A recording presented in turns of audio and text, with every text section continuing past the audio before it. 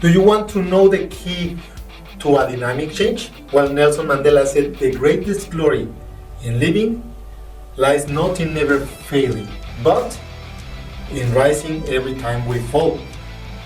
Hello, my name is Juan Navarro. This is Advanced Quality Programs, and I invite you to explore the quality philosophies and concepts to apply them to our everyday life.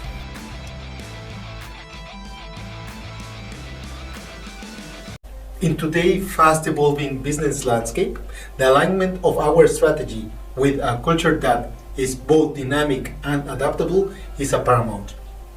As we move from the planning stages of our strategy to the execution phase of our projects, we need to recognize the pivotal role played by our organizational culture.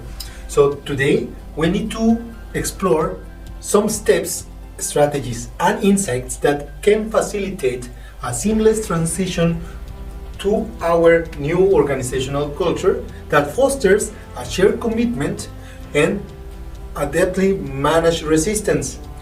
And also, we can nurture our new culture by continuously learning. The first one is to understand our foundation. Our journey starts with a deep dive and exploration of our existing organization and the organizational culture, gaining a deep understanding of our readiness for change and our collective willingness to embrace the change is the most important step. We need to outline a systematic approach for assessing our current cultural environment, and to provide some insights that will inform our team and our strategy how to move forward. Once we have that, we have to define our path in the future. The definition of a new culture and the associated behaviors and requirements for collaboration, a transparent communication of our strategy, and the alignment of our strategy with the culture and the organizational goals is crucial. We will need to explore how to craft a compelling vision for the change we are trying to establish and engage with all stakeholders and convey our message in a way that ensures that everybody is on the same page. Once we have the effective communication, the showcasting of the change. This is the cornerstone for the successful cultural transformation.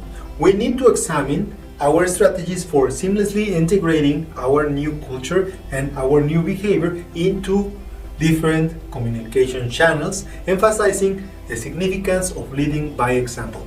Practical tips could be provided to ensure that our new culture is not only communicated but is at heart and embodied of our new project and role, including our change leaders and agents. Once we have that, we need to navigate the change impact. We need to understand the impact of change and is akin to charting a course through uncharted waters.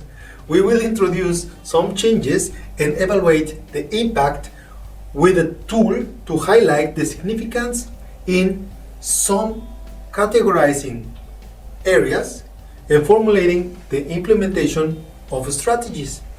We need to explore the practical approaches. We need to include all interested parties in workshops and validate our techniques and our changes to ensure that our assessments remain accurate and pertinent. Now that we have been trying, we have to foster our commitment. Our collective commitment is a lifeblood of any successful change initiative.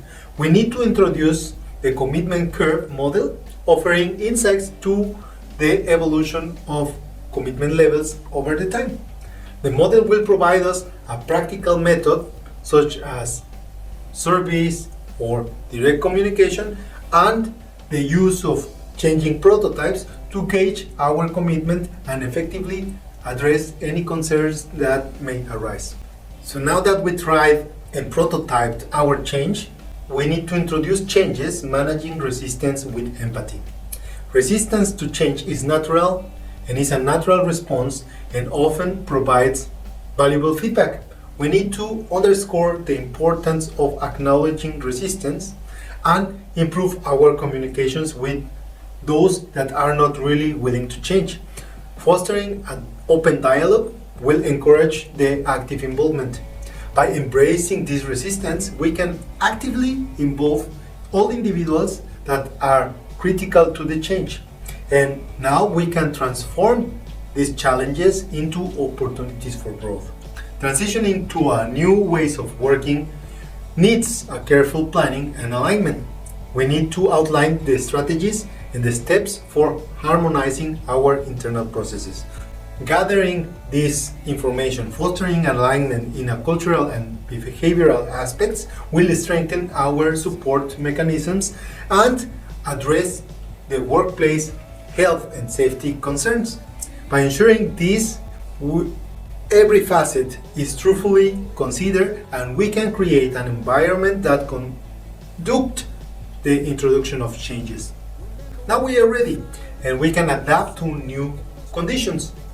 Our change plans must be flexible and responsive to unexpected developments. We will navigate through a different scenario in which every change is a plan and is adapted to those pilot phases that we had before, emphasizing the introduction and importance of revisiting the improvements with our stakeholder analysis will help to the change leadership, impacting the communication and training. Practical adjustments could be now outlined to ensure that our change plan remains relevant and effective. Now that the organization has understood the new plans, it's time for sustaining the change momentum. Sustaining our enthusiasm and momentum is pivotal for the long-term success. We need to highlight the role of the passionate leadership and the importance of teamwork. The need to clarify roles and responsibilities now is very important. The implementation of performance rewards, the celebration of the milestones achieved, and the setting of tangible goals helps to promote the collaboration. By embracing all these strategies, we can now maintain the energy required for the successful of our new initiative running and working. And now it's time for easing the transition effortlessly. Managing multiple transitions can be overwhelming, so we need to offer practical solutions, including defining the resource needs, making priorities of workload and management, aligning the roles and skills, reducing friction points, ensuring technological stability, and providing launch support. Now, by facilitating a seamless transition process, we can mitigate all this resistance and enhance our stakeholder experience.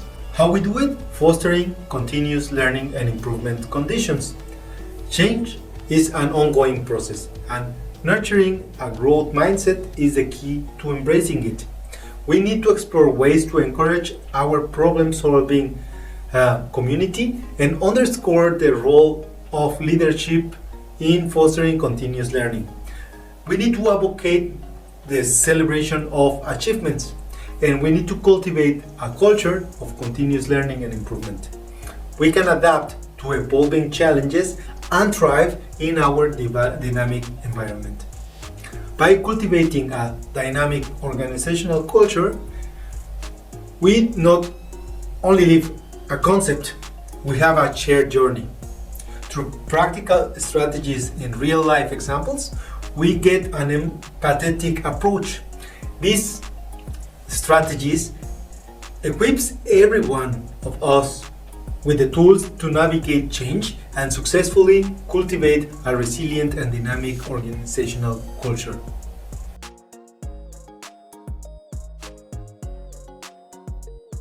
And that's it for today. That's all we have for this episode. If you liked it and it's useful, don't forget to hit like, give us all those thumbs up. I will appreciate all of your comments and subscription to the channel. It helps a lot. I appreciate everyone that has already acquired the Life Quality Projects book and read it and give some ratings on Amazon and Goodreads.